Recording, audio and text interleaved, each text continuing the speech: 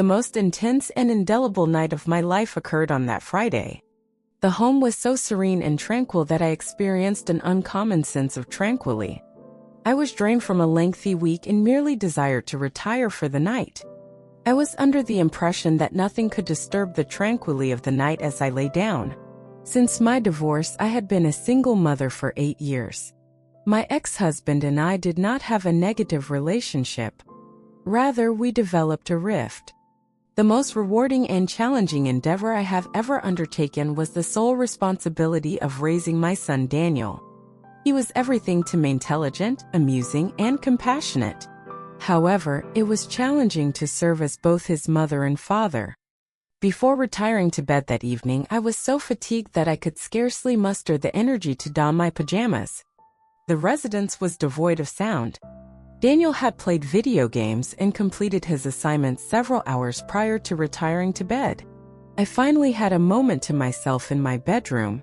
Soft shadows were cast on the walls as the moon shone through the thin, curvy draperies. I relaxed under the blanket, savoring the warmth and allowing my mind to meander. Life had been relatively tranquil recently, which was a refreshing change following a challenging year. Daniel and I had endured numerous challenges since his father's departure. However, we had achieved a fulfilling existence together. Despite the fact that Daniel was nearly 20, we remained in close contact. He was consistently considerate and compassionate. At times, I harbored concerns that he assumed an excessive amount of responsibility for an individual his age. I beamed as I reflected on him. His kindness was truly remarkable, and I was fortunate to have him in my life. However, I was too fatigued to contemplate anything this evening. I experienced feelings of heaviness and somnolence. Then I heard a gentle knock on the door of my chamber. I briefly regained consciousness, assuming that it was a component of my dream. However, the gentle knock returned and I was thoroughly awake. "Mother?" Daniel's voice was low, yet it was sufficient to rouse me. I gazed at the door, attempting to concentrate on it. In the dim hallway light, I could discern Daniel's outline. I attempted to fully awaken myself by sitting up. "Daniel, what is the matter?" The question was posed with a drowsy tone in my voice. He paused before entering the room and silently closing the door behind him. Although he appeared uncertain about entering, I was unable to sleep, he stated, gazing downward as he stood in close proximity to my bed. I was apprehensive because I could discern that he was experiencing some form of distress subsequent to the divorce. Daniel occasionally experienced insomnia, however, he seldom discussed it. Tonight, I could observe the sorrow in his irises, and I was aware that his father's departure had affected him more deeply than he had disclosed.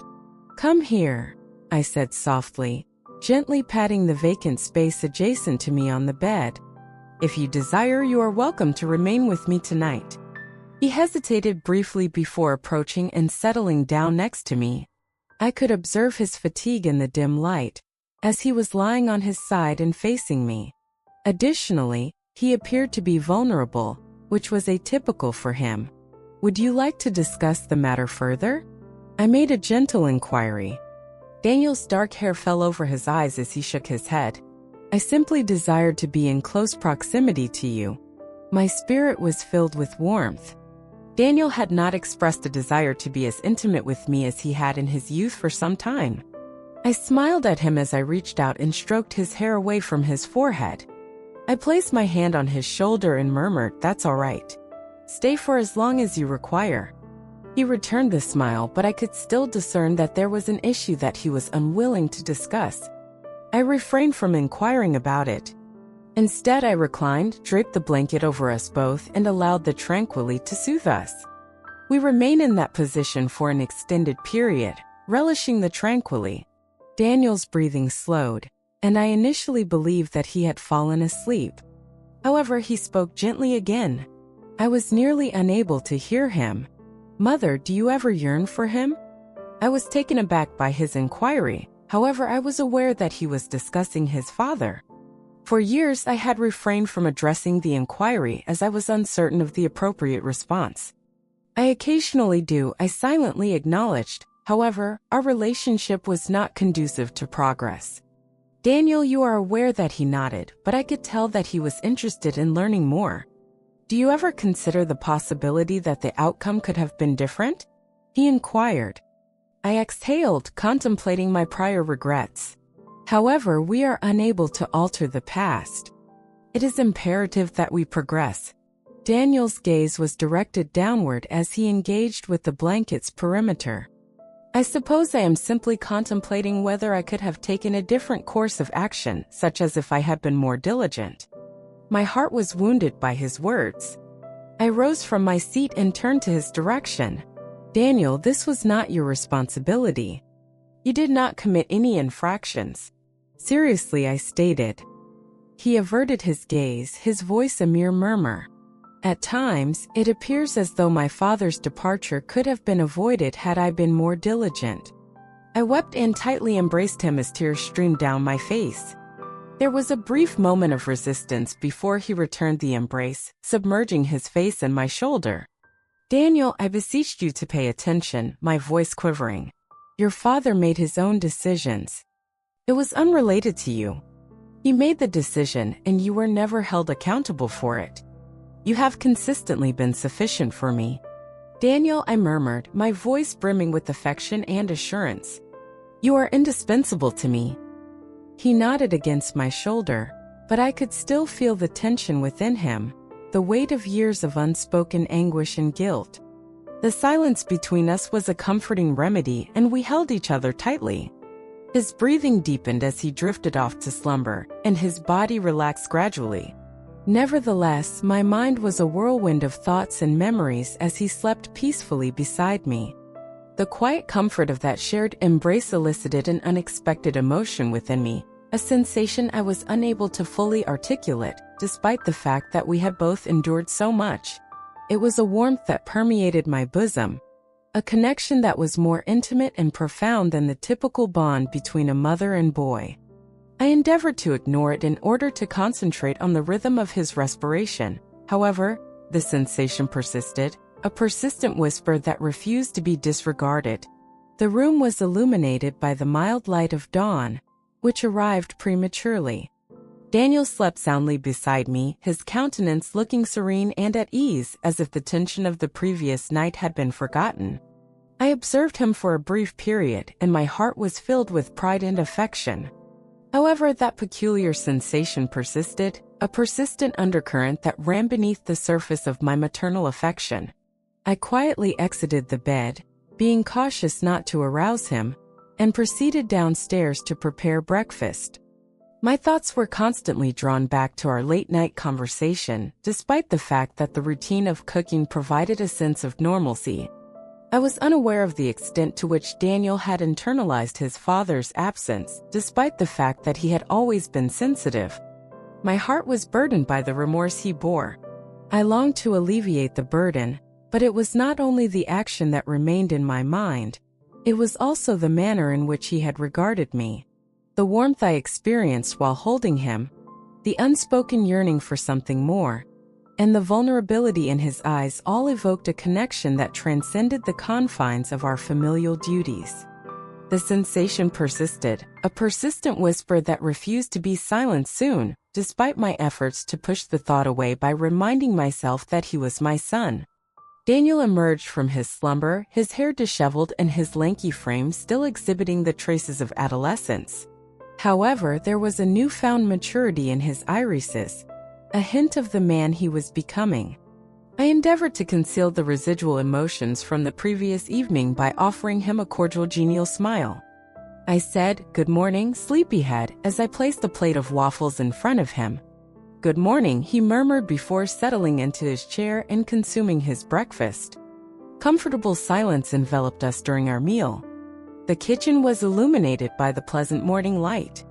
I occasionally felt his gaze rest on me, but I refrained from discussing the events of the previous evening.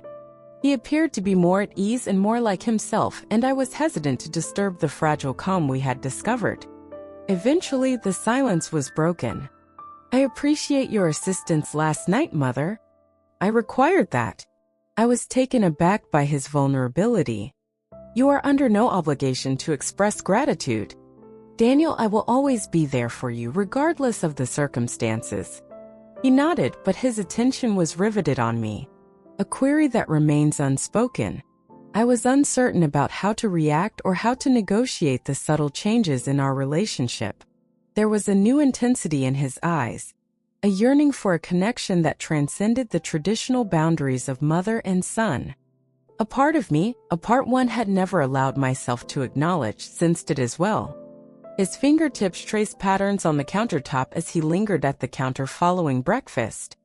Do you ever consider the possibility that the outcome could have been different? He inquired calmly, his voice resonating with unspoken emotions. The weight of prior regret settled upon me, causing me to sigh. I may have responded gently, but we are powerless to alter the outcome. The sole thing we can do is endeavor to advance. Daniel's gaze was fixated on his restless fingers as he nodded. Occasionally, I ponder whether I could have performed a task more effectively. His voice was scarcely audible, tinged with self-reproach and guilt. His words penetrated my heart, and I was compelled to reach out to him. He was gently drawn into a warm embrace as I placed my palm on his shoulder. Daniel, you did not commit any infractions. You were not responsible for any of this. I comforted him, my voice resonating with emotion. Although his voice was barely audible, he turned his gaze aside. At times it appears as though my father's departure could have been avoided had I been more diligent. I drew him in closer, cradling him firmly, and tears welled up in my eyes. After briefly resisting, he reluctantly yielded to the embrace, placing his forehead against my shoulder. Daniel, I beseeched you to pay attention, my voice unyielding. Your father's decisions were entirely his own. You have consistently been more than sufficient. You were not involved in his departure. His body relaxed against mine as he nodded slowly, and the tension in his shoulders progressively began to ease as he settled into the embrace. I once again experienced that peculiar warmth, which was a combination of affection, relief, and an undeniable sense of connection. The bond between us, which was previously established by the roles of mother and son, appeared to be changing, evolving into a new entity that neither of us completely comprehended, but that we both instinctively felt. At present, I maintained my proximity to him, allowing the moment to persist without the need for clarification or inquiries. I was uncertain as to the direction in which this newfound intimacy would take us, but I was aware that the life we had known was undergoing a transformation, and this was merely the beginning.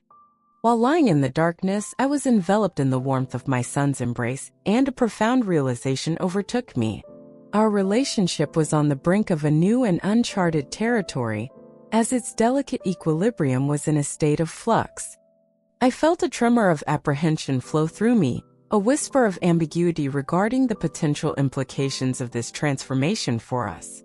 However, there was an undeniable sense of anticipation in the midst of the apprehension, a recognition that this was merely the beginning of a voyage into the unknown.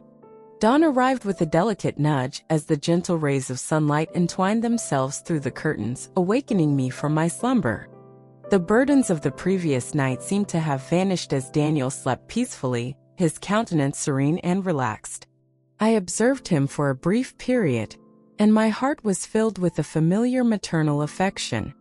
But beneath that well-known affection, a sensation that I could not quite articulate was stirring a different current. It was the same unfamiliar sensation that had danced at the edges of my awareness the night before, a sensation that both enthralled and unsettled me. I quietly exited the bed, being mindful not to disturb his slumber, and proceeded downstairs to the routine of preparing breakfast. As I stood at the stove, turning pancakes with practiced ease, my thoughts returned to our late-night conversation.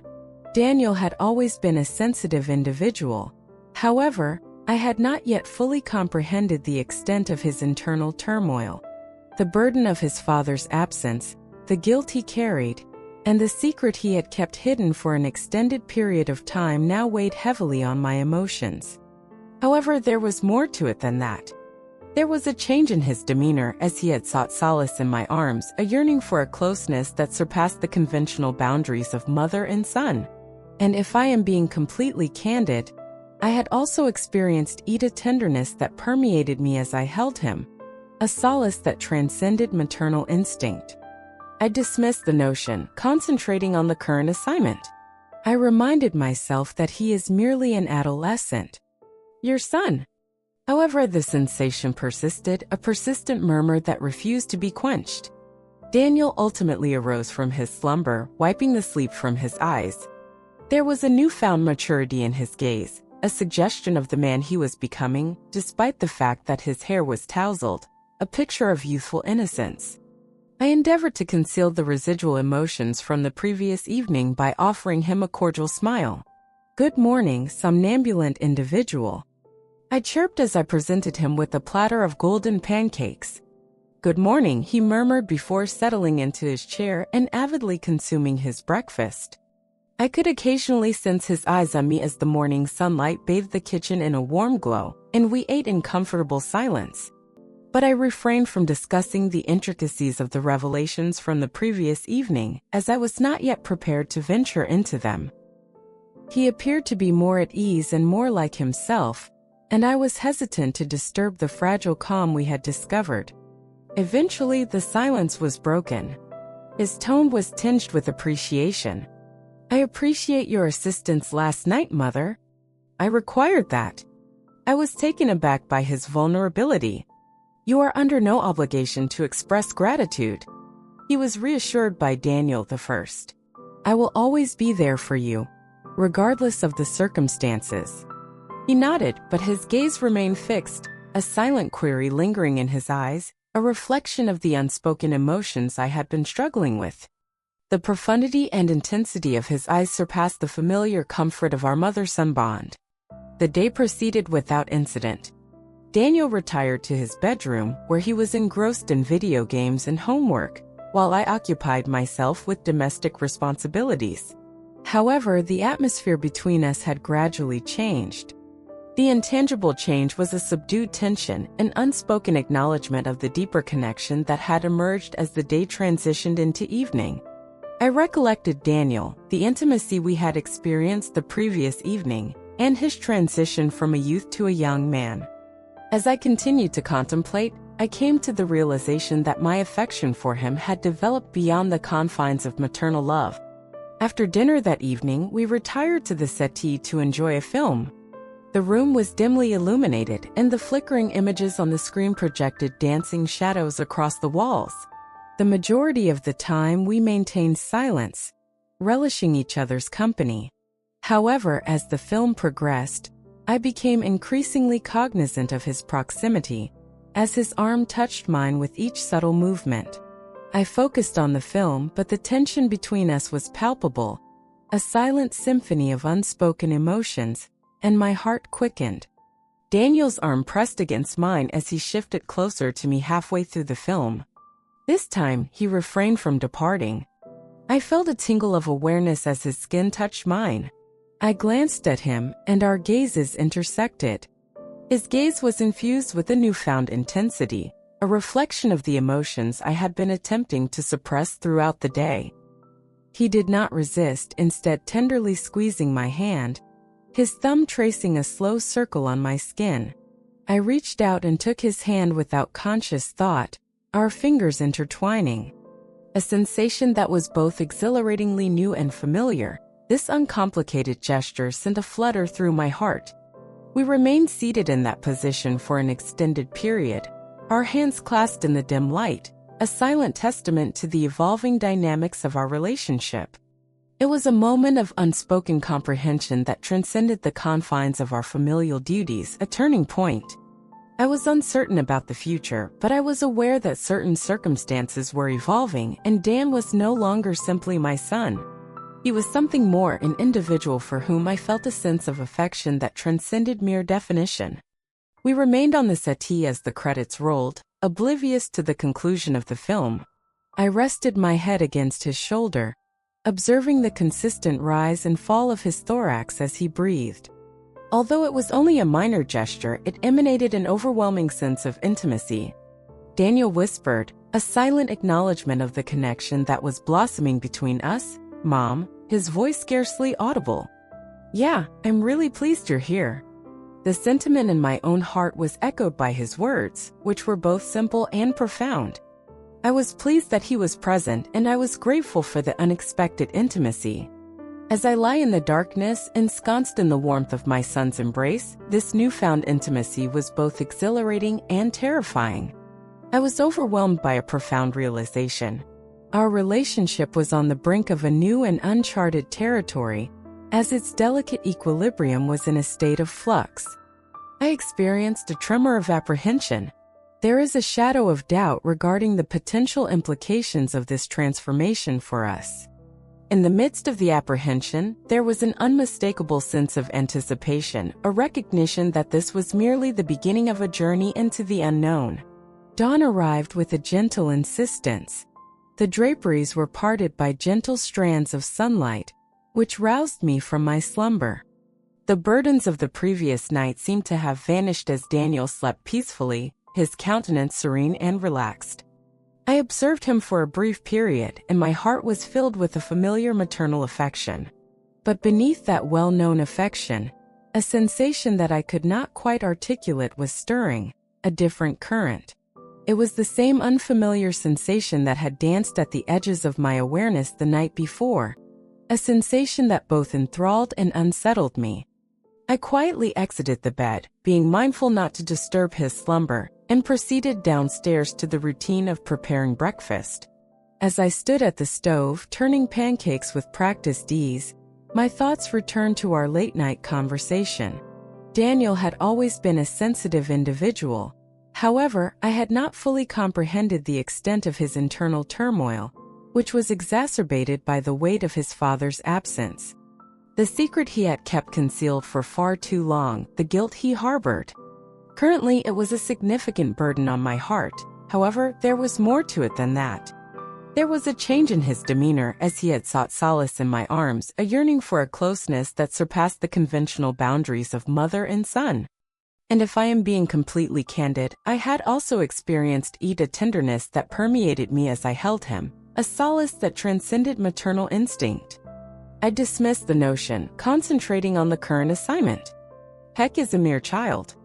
I was reminded of your son, but the sentiment persisted, a persistent murmur that refused to be quenched. Daniel ultimately arose from his slumber, his hair tousled, and his eyes rubbed from the sleep. He was a picture of youthful innocence. However, there was a newfound maturity in his gaze, an indication of the man he was becoming. I endeavored to conceal the residual emotions from the previous evening by offering him a cordial smile. I chirped, "Good morning, sleepyhead," as I presented him with a plate of golden waffles.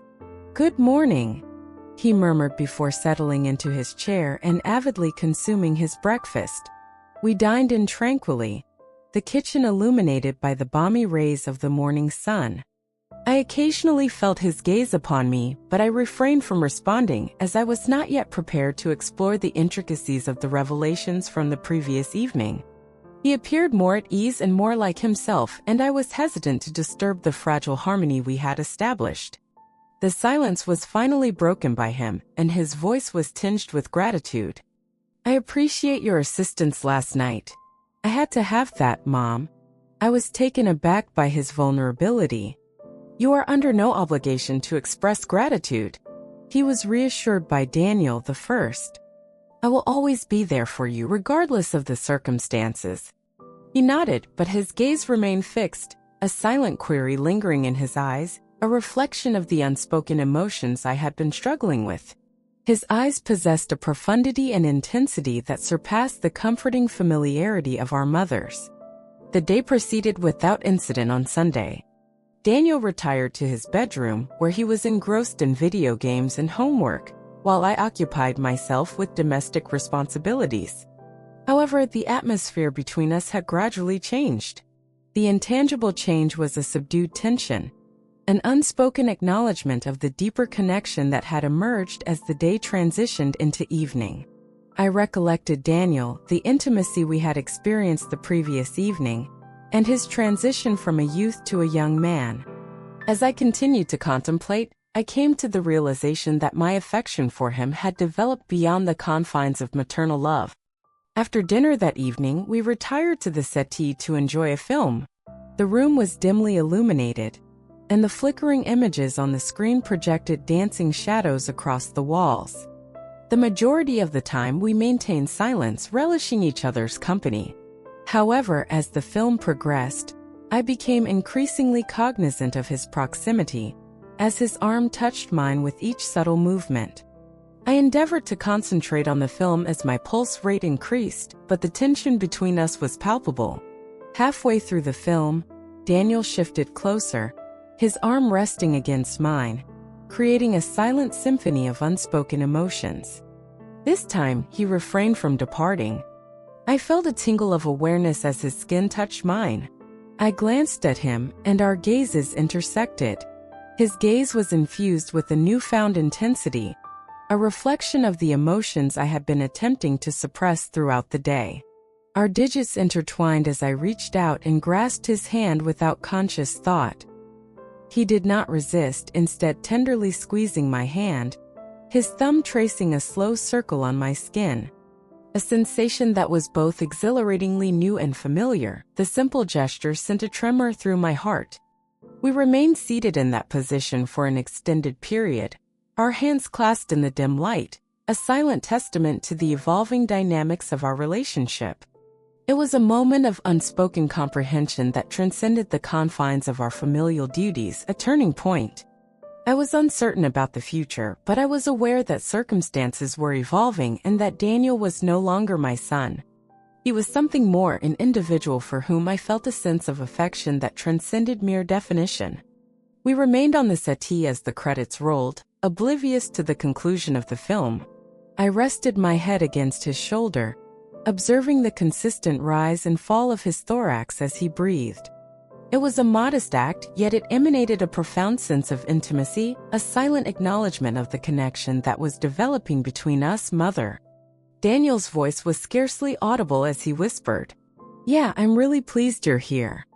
The sentiment in my own heart was echoed by his words, which were both simple and profound. He was also present, and I was grateful for the unanticipated closeness and newfound intimacy that was both exhilarating and terrifying. For the first time in what seemed like an eternity, I experienced a genuine sense of vitality. There was no confusion, no remorse, only the undeniable, pure truth of our love. It was an affection that was rooted in a shared history of trust and understanding that was more profound than blood. It was an affection that was as natural as breathing, as inevitable as the sunrise. In the aftermath of our shared passion, we lie there, the silence interrupted only by the gentle cadence of our breaths.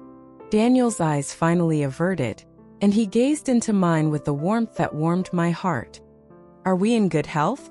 he inquired, his voice a soothing caress in the darkness. I nodded, unable to speak for a moment, as my heart was overflowing with emotions that defied words. "Yes," I murmured, my voice resonating with unspoken truths. "Are we doing well?" Daniel and I were ensconced on the back veranda that evening in the tranquility of the night, after the lingering odors of dinner were cleared away and the house returned to a state of tranquility.